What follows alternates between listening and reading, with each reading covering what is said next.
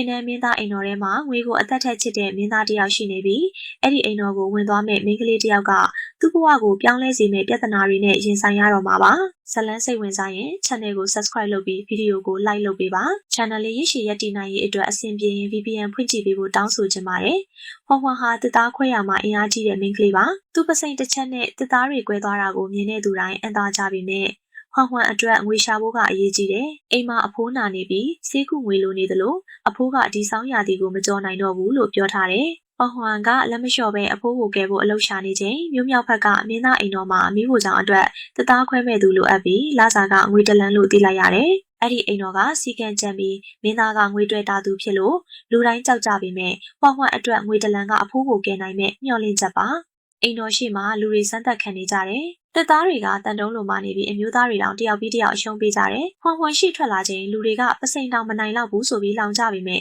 သူကအားလုံးမခုတ်နိုင်တဲ့တက်သားတွေကိုအလွယ်တကူခွဲပြလိုက်တယ်။အိမ်တော်ကအဖွားကသူ့အားကိုမြင်ပြီးတိုက်ရိုက်အလုပ်ခန့်လိုက်တယ်။ဟွန်ဟွန်ကအလုပ်ရတာနဲ့ဝေတလန်ကိုကြိုထုတ်လို့ရမရမေးတယ်။အဖွားကရတယ်လို့ပြောပေမဲ့ပင်နံမင်းသားအိမ်တော်ရဲ့စီကန်းတွေကိုတတိပေးတယ်။မင်းသားဟာငွေကိုအသက်ထက်မြတ်လို့ပြီးတန်တရားများသူမို့သူ့ရှိမှအမားမလုပ်ရဘူး။မင်းသားကိုဆွဲဆောင်ဖို့ကြိုးစားခဲ့တဲ့အိမ်ဖော်တယောက်လည်းမိသွေးတွင်းအထိပို့ခံခဲ့ရတယ်။ဟွန်ဟွန်ကတော့မင်းသားလှမလှအစိမ်မဝင်စားပါ။လာစာမဖြတ်ရင်ဘာမဆိုလုပ်မယ်လို့သာပြောတယ်။မိဖို့ကြောင့်နဲ့ရောက်လာတဲ့အခါသူကထင်းခွဲအလုပ်ကိုမြင်မြန်ဆန်ဆန်လုပ်နိုင်လို့အလုပ်သမားတွေကသူ့အားကိုသတိထားလာကြတယ်။တချို့ကရှေ့ဝင်းမှာအလုပ်မလုပ်ချင်ဘူးလားလို့မေးပေမဲ့လာစာဖို့မရဘူးဆိုတာသိတာနဲ့ဟွန်ဟွန်ကစိတ်မဝင်စားတော့ပါ။သူ့အတွက်ရှေ့ဝင်းမင်းသားမျက်နှာရမှုတွေထက်အဖို့အတွက်ငွေစုဖို့ပဲအရေးကြီးတယ်။ဒါပေမဲ့အိမ်တော်တွေကအခြားအိမ်ပေါ်မိန်းကလေးတယောက်ကဝန်ရဲရှိမှလှပအောင်ပြပြီးအခွင့်အရေးယူခြင်းနေတယ်။သူကဟွန်ဟွန်ကိုရုပ်ပြစင်ပြဖြစ်နေတယ်လို့ဝေဖန်ပေမဲ့ဟွန်ဟွန်ကရှောက်ပြပြီးဘာလို့မလို့လဲလို့သာပြန်မေးတယ်။မကြခင်အဲ့ဒီမိန်းကလေးကဝမ်းရဲ့နာကိုတမင်တကာသွားတိုက်မိအောင်လုပ်ပြီး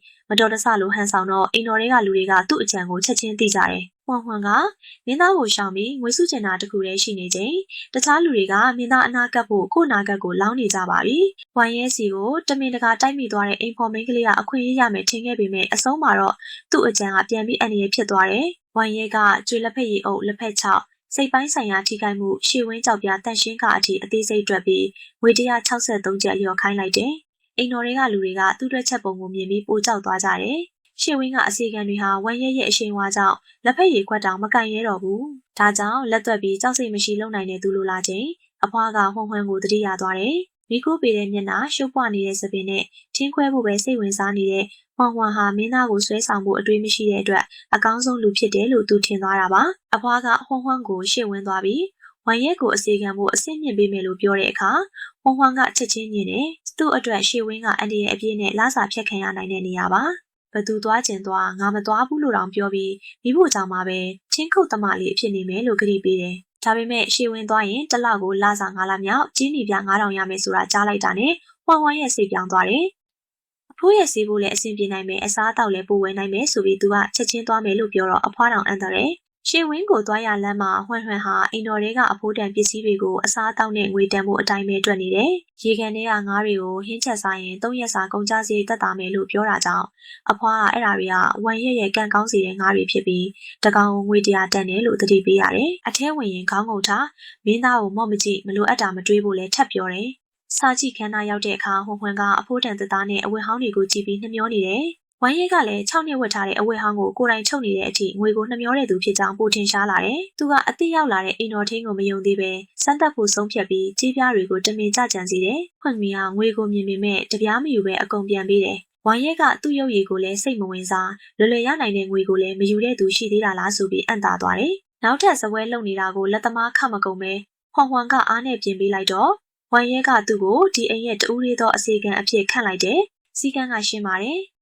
ဟွန်ဟွန်ကဝမ်ရဲရဲ့ငွေတွေကိုမထိရဘူး။ဝမ်ရဲကလည်းသူ့လာစာကိုမဖြတ်ဘူး။ဒီလိုနဲ့ငွေကိုချစ်တဲ့သူ2ယောက်ကတအိမ်ထဲမှာစာပြီးအလုပ်တွဲရတော့တယ်။ဝမ်ရဲရဲ့တူးရီသောအစီကံဖြစ်လာပြီးနောက်ဟွန်ဟွန်ကအိမ်တော်တွေကအရာတိုင်းကိုငွေနဲ့စားစရာတန်ဖို့အဖြစ်ပဲမြင်နေတယ်။တနေ့မှသူကဝမ်ရဲအလွန်ချစ်တဲ့ပန်းဥယျာဉ်ကိုကြည့်ပြီးမြေစီလွာကကောင်းပေမဲ့စားလို့မရတဲ့ပန်းတွေစိုက်ထားတာအလဟတ်တာဖြစ်တယ်လို့တွေးလိုက်တယ်။သူ့မျက်လုံးထဲမှာပန်းပင်တွေတောင်ဝက်ကင်လိုမြင်နေတာကြောင့်အသုံးဝင်အောင်ပြောင်းမယ်လို့ဆုံးဖြတ်တယ်။အိမ်တော်ကအစီကံတွေကဟွန်ဟွန်ဝမ်ရဲ့အချစ်ဆုံးပန်းတွေကိုဖြတ်နေတာမြင်ပြီးအံ့သားကြပြီမဲ့ဘယ်သူမှမတားရကြဘူး။ဝမ်ရဲကငှက်နားတာတောင်စိတ်ဆိုးတတ်တဲ့သူမို့သူတို့ပါအပြစ်ခံရနိုင်တယ်။ ဟွမ်ကတော့မုံလာဦးနဲ့ကော်ဖီထုတ်စီတွေကိုစိုက်ပြီးပန်းဥယျာဉ်ကိုဟင်းသီးဟင်းရွက်စိုက်ခင်းအဖြစ်ပြောင်းပြလိုက်တယ်။ဝမ်ရဲ့ပြန်ရောက်လာပြီးဥယျာဉ်တွေကရှုံ့ဘတ်တွေကိုမြင်တာနဲ့ဒေါသထွက်သွားတယ်။ငွေ9000တန်တဲ့ဥယျာဉ်ကိုဖျက်ဆီးရဲတယ်ဆိုပြီးဟွမ်ရဲ့လစာ6လစာကိုဖျက်မယ်လို့အမိန့်ပေးတယ်။လစာဖျက်မယ်ဆိုတာကြားတာနဲ့ဟွမ်တုံးလောက်သွားပြီးမြဲနောက်ဆုံးမဲ့အစားဝမ်ရဲ့ကိုစီးပွားရေးတွက်ချက်ပြဖို့စားလိုက်တယ်။သူကအဖိုးတန်မန်းတွေဟာရေလှုပ်အားကားနဲ့မြေဧရိယာကိုဖြုံးတီးနေတာပဲလို့ပြောတယ်။မုံလာဦးနဲ့ကော်ဖီထုတ်တွေကတော့အိမ်တော်ကလူရာချီရဲ့စားရေးတောက်ရေးကိုကူညီနိုင်ပြီးကျန်တာတွေကိုမြို့ထဲမှာရောင်းနိုင်တယ်။တလကိုမိဖို့ချောင်းစီ30ရာခိုင်နှုန်းအထိချွေတာနိုင်တယ်ဆိုတာကြတော့ဝမ်ရဲ့စိတ်ပြောင်းသွားတယ်။အခုတော့ဝမ်ရဲ့ကဟွမ်ကိုအပြစ်ပေးမဲ့အစားဟင်းသီးဟင်းရွက်တွေကိုကာကွယ်ဖို့စိတ်ဝင်စားလာတယ်။ကော်ဖီထုတ်တရွက်ပျက်စီးရင်တောင်ခွင့်မလွတ်ဘူးလို့ပြောပြီးပန်းဥယျာဉ်ကိုချွေတာရေးစိုက်ခင်းအဖြစ်လက်ခံလိုက်တယ်။နောက်ပိုင်းမှာအလုပ်သမားတွေကမိဖို့ချောင်းဟင်းကြံတွေနဲ့ပြားတွေကိုစွန့်ပစ်ဖို့လုပ်နေချိန်ဟွမ်ကထပ်ပြီးဝင်ကြတယ်။သူ့အမြင်မှာအမဲသားဟင်းအကျွင်းကြံတွေကဝက်စာအဖြစ်ရောင်းလို့ရပြီးမီးသွေးပြာတွေကလေသမားတွေအတွက်မြေသောစာနဲ့ပိုးသက်စီအဖြစ်သုံးလို့ရတယ်။အခြားသူတွေကပင်နံမင်းသားအိမ်တော်ကအမိုက်ရောင်းမလားလို့လှောင်ကြပေမဲ့ဟွမ်ကငွေရနိုင်မယ့်နေရာကိုပဲမြင်နေတယ်။ဝမ်ရဲ့ရောက်လာချိန်သူကအမိုက်ကိုရွှေဖြစ်အောင်လုပ်မဲ့အစီအစဉ်ရှိတယ်လို့တင်ပြတယ်။ပြာတွေနဲ့ဟင်းကြံတွေကိုနန်းတော်အနောက်ဘက်မှာရောင်းရင်လစဉ်အပိုဝင်ငွေရနိုင်တယ်လို့ဆိုလိုက်တာနဲ့ဝမ်ရဲ့ချက်ချင်းစိတ်ဝင်စားသွားတယ်။ရင်းနှီးမြှုပ်နှံစရာမလိုပဲအမျက်ရမယ်ဆိုတာကဝမ်ရဲ့အတွက်အကောင်းဆုံးအကြောင်းပြချက်ပါဒီလိုနဲ့ဝမ်ရဲ့ကိုယ်တိုင်ကြက်မှတ်ပြီးမိဖို့ကြောင့်ပြာတွေနဲ့ဝက်စာတွေကိုရောင်းချဖို့အထိဖြစ်လာတယ်ဟွမ်ကပန်းဥယျာဉ်ကိုစိုက်ခင်းလုပ်ပြီးအမိုက်ကိုဝင်ငွေဖြစ်အောင်ပြောင်းလိုက်တဲ့အခါအိမ်တော်တစ်ခုလုံးသူတို့နှစ်ယောက်ရဲ့ချွေတာရေးချာမှာလှုပ်လှုပ်ရှားရှားဖြစ်လာပါတော့တယ်ဟွမ်ရဲ့အမိုက်ကိုဝင်ငွေပြောင်းတဲ့အစီအစဉ်ကတကယ်အလုပ်ဖြစ်လာတယ်အစပိုင်းမှာလူတွေကပင်နယ်မင်းသားအိမ်တော်ကပြာမုတ်နဲ့ဟင်းကြံတွေရောင်းနေတယ်ဆိုတာကိုမယုံကြပဲဝမ်ရဲ့ကလူတွေကိုငွေညစ်ဖို့အကွက်ဆင်ထားတာလားဆိုပြီးကြောက်နေကြတယ်ဒါပေမဲ့ပြာမုံ3အိတ်ကိုတကယ်ပေးရောက်လိုက်တာမြင်တော့လူတွေကတန်တရားပြောက်ပြီးအပြိုင်ဆိုင်ဝယ်လာကြတယ်။ပြာမုံကိုခြံနေခြင်းရင်ဟင်းသီးဟင်းရွက်ကောင်းကောင်းထွက်မယ်။ဟင်းကြံတွေကအသားတုံးတွေကိုဝက်ကျွေးရင်ဝက်တွေဝလာမယ်ဆိုပြီးအိမ်တော်နောက်ဖေးကအမိုက်တွေတောင်ဈေးကွက်ပစ္စည်းဖြစ်လာတယ်။တစ်ဖက်မှာတော့အပြင်ဟိုရဲ့သားတော်ကပင်နယ်မင်းသားလိုဂုဏ်ရှိသူကဟင်းကြံတွေရောင်းနေရတာရေးစရာကောင်းတယ်လို့လှောင်ပြောင်လာတယ်။ဝမ်ရဲကတော့အဲ့ဒီလှောင်တန်ကိုလုံးဝမခံဘူး။သူကအချိန်တဝက်မကုန်ခင်ပြစ်ရမယ့်အရာတွေကိုငွေ9ပြအဖြစ်ပြောင်းနိုင်တာကစီးပွားရေးနည်းလမ်းဖြစ်ကြောင်းပြန်ပြောတယ်။ထို့ပြင်အန်ပြင်ဟိုရဲ့သားတော်ကသူ့စီးပွားရေးပုံစံကိုအခမဲ့ကြီးခွင့်ရခဲ့ပြီးသူ့အဖိုးတန်အချိန်ကိုနှောက်ယှက်ခဲ့တာကြောင့်ငွေ100ပေးရမယ်လို့ပါထပ်တွက်လိုက်တယ်။ဒီအဖြစ်ကိုမြင်ပြီးဟွမ်ကဝမ်ရဲ့ကိုပို့ပြီးသဘောကျလာတယ်။ငွေကိုချွေတာရမှာသူနဲ့ဝမ်ရဲ့ဟာတစိမ့်သေးလို့ဖြစ်နေပြီ။မကြခင်မှာဟွမ်ကလစာတလန်ရပေမဲ့တပြားမကျန်အင်ကိုပို့ပေးဖို့ဝမ်ရှူးကိုတောင်းဆိုတယ်။သူ့အဖိုးရဲ့ဆေးဖို့အတွက်ဖြစ်ကြောင်းသိလိုက်ရတဲ့ဝမ်ရဲ့ကဟွမ်ဟာငွေမဲ့တယ်လို့ပဲထင်ရပေမဲ့တကယ်တမ်းမှာသားသမီးကတရားကြည်တဲ့သူဖြစ်တာကိုသတိထားမိလာတယ်။ဝမ်ရဲကသူ့ကိုချွင်းချက်အနေနဲ့စုချဖို့စိတ်ကူးပေမဲ့ဟွမ်ကပထမဆုံးတွေးတာကငွေပေးတော်မှာလားဆိုတာပါ။အဲ့ဒီနောက်အိမ်တော်အသုံးစရိတ်တွေကိုစီရင်စောက်ကွမ်ကအပေါ်ဆုံးအာလူတပိတ်သားကို15ဝမ်နဲ့စီရင်တင်ထားတာဝမ်ရဲတွေ့သွားတယ်။အာလူကိုရွှေနဲ့လှုပ်ထားတာလားဆိုပြီးဝမ်ရဲဒေါသထွက်ပေမဲ့စောက်ကွမ်ကဈေးကွက်ဈေးတွေပြောင်းနေတာကြောင့်ပါလို့စင်ကြေးပေးတယ်။ဝမ်ကတော့အဲ့ဒီဈေးကိုမယုံပါဘူး။အသုံးစရိတ်တွေကြော်လွန်နေရင်ဝမ်ရဲကသူ့ကိုစုပေးမှာမဟုတ်တော့ဘူးဆိုတာကိုတွက်ပြီးစောက်ကွမ်ကလိန်နေတယ်လို့ချက်ချင်းပြောတယ်။သူကဝမ်ရဲကိုအဝတ်စားလဲပြီးသူနဲ့အတူဈေးကွက်ကိုလိုက်စစ်ဖို့အကြံပေးတယ်။အမှန်တရားသိချင်တဲ့ဝမ်ရဲလည်းလက်ခံပြီးစောက်ကွမ်ကိုအိမ်တော်မှာစောင့်ခိုင်းလိုက်တယ်။ဈေးထဲရောက်တော့ဝမ်ရဲကအနက်အသက်တွေကြောင့်မခံနိုင်ပေမဲ့ဟွမ်ကပတ်စံချွေတာဖို့ဆိုပြီးတီးခံခိုင်းတယ်။ပင်နံမင်းသားကိုယ်တိုင်ဈေးကွက်လာစစ်မယ်လို့ဘယ်သူမှမထင်ထားခြင်းအာလူရောင်းသူကတပိတ်တာကို10ဝန်းလို့ပြောလိုက်တယ်။ဒါကစောက်ကွမ်တင်ထားတဲ့ဈေးထက်အများကြီးသက်သာနေပြီးအိမ်တော်ထဲမှာအသုံးစရိတ်လိမ်လည်မှုရှိနေတာကိုဟွမ်ခန့်မှန်းတယ်လို့တဖြည်းဖြည်းပေါ်လာတော့တယ်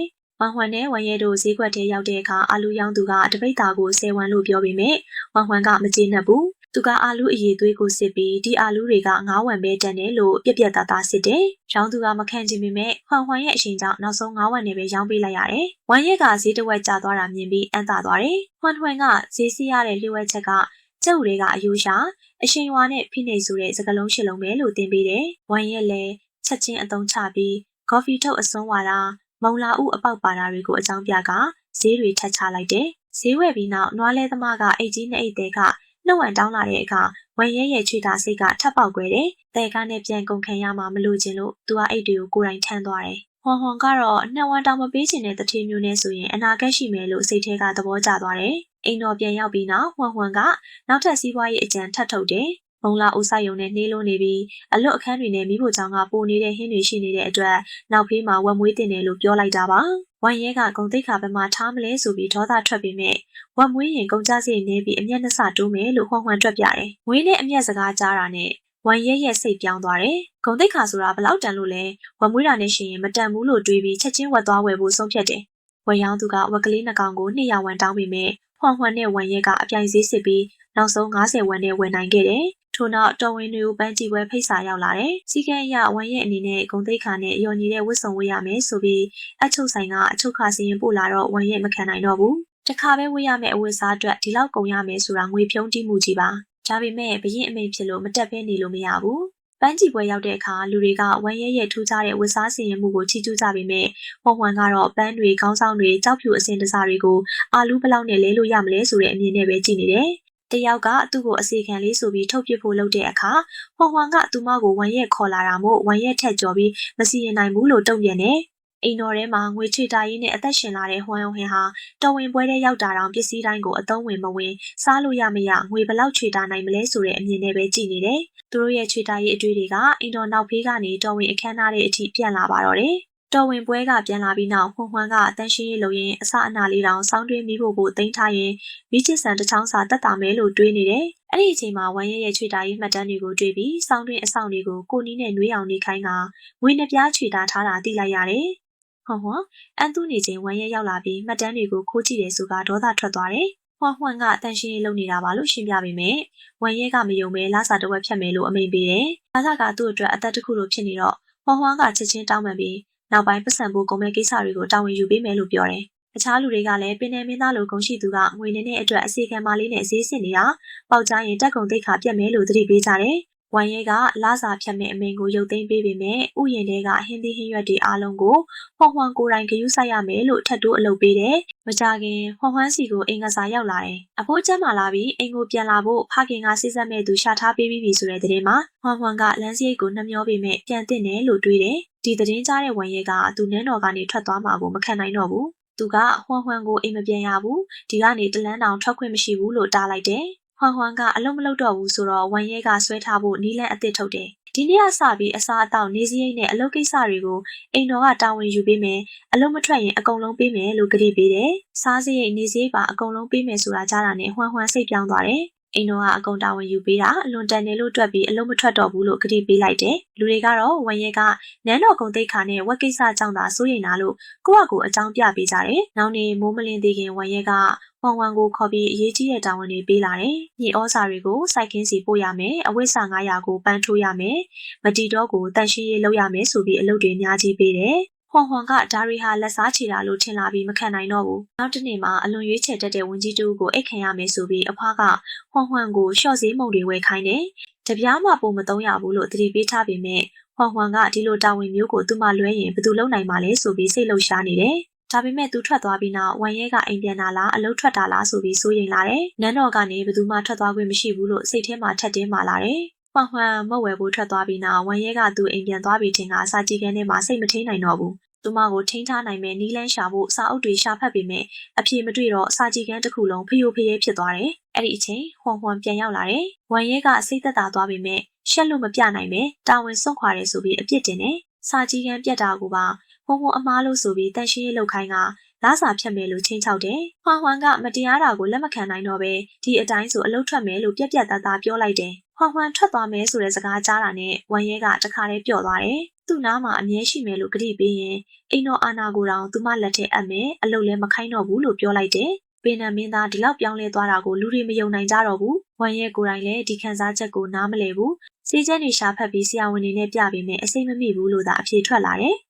အဲ့ဒီအခါမှာသူဟွမ်ဟွမ်ကိုတကယ်ချစ်မိနေပြီလားဆိုတာသဘောပေါက်လာတယ်။လူလေးက9000တန်ရနနာစင်းယူလာပေမဲ့ဝမ်ရဲကစားလို့မရဝတ်လို့မရတဲ့အရာတွေဆိုပြီးပယ်ချလိုက်တယ်။နောက်ဆုံးဝမ်ရဲကဈေးကြီးရတနာတွေမပေးပဲမုံလာဥဖြူကိုကိုယ်တိုင်လှီးပြီးပန်းပွင့်ပုံထွင်းပေးဖို့ရွေးလိုက်တယ်။ပင်နံမင်းသားကမုံလာဥဖြူလှီးနေတယ်ဆိုပြီးလူတွေမယုံနိုင်ကြပေမဲ့ဝမ်ရဲကစိတ်ပိုင်းဖြတ်ပြီးလှလှပပထွင်းပေးတယ်။ဟွမ်ဟွမ်ကမုံလာဥပန်းဟာတကယ်ပန်းတွေထပ်ပိုကောင်းနေဆိုပြီးဝမ်းသာသွားတယ်။ဟွမ်ဟွမ်ကဒီလက်ဆောင်ကိုတကယ်သဘောကျတာမြင်တော့ဝမ်ရဲကနောက်နေ့တွေလည်းလှီးပေးမယ်လို့ပြောတယ်။လူတွေကသူတို့နှစ်ယောက်ဟာတန်ဖိုးကြီးပစ္စည်းတွေထက်အသုံးဝင်တာကိုပိုတန်ဖိုးထားလို့တကယ်လိုက်ဖက်တယ်လို့သဘောပေါက်လာကြတယ်။ဒါပေမဲ့ဝမ်ရဲကစောင်းဦးပွဲတော်အတွက်ယတနာတွေပြင်ဆင်ပေးပြန်တယ်။ယတနာအများကြီးကိုမြင်တဲ့လူတွေကတုန်လှုပ်သွားကြပေမဲ့ဟွမ်ဟွမ်ကစားလို့လည်းမရသုံးလို့လည်းမရတဲ့အရာတွေကိုစိတ်မဝင်စားဘူး သူမရွေးလိုက်တာကတန်ကြီးတက်နေတဲ့ပေါက်တူးတစ်ချောင်းပဲပေါက်တူးရှိရင်မုံလာဥဆိုင်ရတာပိုလွယ်မယ်လို့ဝမ်းသာနေတဲ့ဟွန်ဟွန်ကြောင့်သူတို့နှစ်ယောက်တူတဲ့စိတ်ရှိသူတွေဆိုတာပိုထင်ရှားလာတယ်အဲ့ဒီအချိန်မှာဟွန်ဟွန်အိမ်ကနေအရေးကြီးစာရောက်လာတယ်ဖခင်စီမှာကိစ္စတစ်ခုခုဖြစ်နေပြီးအိမ်ကိုအမြန်ပြန်လာဖို့သတင်းရတာနဲ့ဟွန်ဟွန်ပြန်သွားရတော့တယ်ဖခင်ကသမီးအပြင်မှာဒုက္ခရောက်မှာဆိုလို့အကုန်စီစဉ်ပေးထားတယ်လို့ပြောပေမဲ့ဟွန်ဟွန်ကသူမမြို့တော်မှာပင်နံမင်းသားနဲ့လက်ထပ်တော်မှာဖြစ်ပြီးဝမ်ရဲကအကုန်တာဝန်ယူပေးမယ်လို့ပြောလိုက်တယ်နောက်မှာတော့မင်္ဂလာအစီအစဉ်ကုန်ကြစီ၈သိန်းဆိုတဲ့စကားကဝမ်ရဲရဲ့ချွေတာစိတ်ကိုထပ်ဆန်းသက်လာတော့တယ်။မင်္ဂလာအစီအစဉ်ကုန်ကြစီ၈သိန်းဆိုတဲ့စကားကြားတာနဲ့ဝမ်ရဲရဲ့မျက်နှာတစ်ခါလေးပြောင်းသွားတယ်။နန်းတော်တစ်ခုလုံးကိုလိုချင်နေတာလားလို့တောင်ပြန်မေးပြီးဒီလောက်ပတ်စံကုန်တာကိုလက်မခံနိုင်ဘူး။သူ့အမြင်မှာဝတ်စုံအလားစင်တာစားတောက်ပွဲတွေအကုန်လုံးမလိုအပ်တဲ့အသုံးစရိတ်တွေဖြစ်နေတယ်။လူတွေကပင်နံမင်းသားရဲ့မင်္ဂလာဆောင်မှာဂုံတိတ်ခါအတွက်ကြီးကြီးကျယ်ကျယ်လှုပ်တင်တယ်လို့ထင်ပေမဲ့ဝမ်ရဲကသူ့နည်းနဲ့ပဲဆုံးဖြတ်တယ်။နန်းတော်နောက်ဖေးကဝက်တွေကော်ဖီထုတ်တွေကိုသုံးမယ်။ပရိဘောကအစားတောင်ပေါ်ကတစ်သားဖန်ခွက်အစားတစ်သားခွက်တွေသုံးမယ်ဆိုပြီးစီစဉ်လိုက်တယ်။ဒီအကြောင်းနန်းတော်ကြီးထဲရောက်သွားတော့အားလုံးကဝမ်ရဲဂုံတိတ်ခါပြအောင်လုပ်နေပြီလို့ထင်ကြတယ်။ဒါပေမဲ့ဘုရင်ကနိုင်ငံအတွက်ချွေတာပေးနိုင်တဲ့ပင်နံမင်းသားဟာ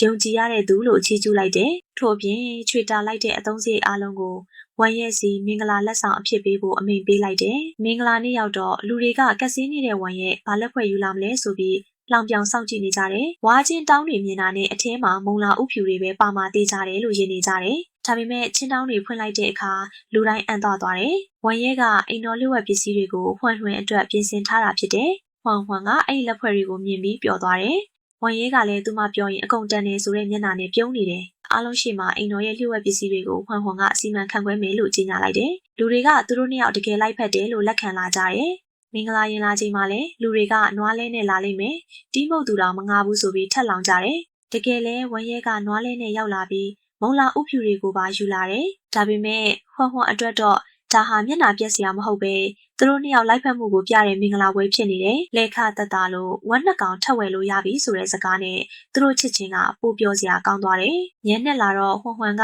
မင်္ဂလာညလိုတာယာတဲ့အချိန်ကိုမျှော်လင့်နေတယ်။ဒါပေမဲ့ဝမ်ရဲကအလုပ်ကိစ္စလုပ်ရအောင်ဆိုပြီးရတနာတွေပလဲကြီးတွေကြောက်စိမ်းတွေကိုထုတ်ပြတယ်။ဟွန်ဟွန်ကလှလို့ပြောတာမဟုတ်ပဲဒီပစ္စည်းတွေရှိရင်မုံလာဥဆိုင်ခင်းချဲနိုင်မယ်။ဝက်တွေအများကြီးမွေးနိုင်မယ်လို့တွေးပြီးပြောသွားတယ်။ဝမ်ရဲလည်းသူမနဲ့အတူမုံလာဥတွေစိုက်မယ်ဝက်တွေအများကြီးမွေးမယ်ဆိုပြီးသဘောတူလိုက်တယ်။အဆုံးမှာသူတို့နှစ်ယောက်ဟာချွေတာတက်ပြီးဘဝကိုအတူတိဆောက်ခြင်းနဲ့စိတ်တူဇနီးမောင်နဲ့အဖြစ်ပျော်ရွှင်စွာစတင်သွားကြတယ်။ဇလန်းကိုကြိုက်နှစ်သက်တယ်ဆိုရင် channel ကို subscribe လုပ်ပြီးဒီဗီဒီယိုကို like လုပ်ပေးခဲ့ပါအောင်နော်။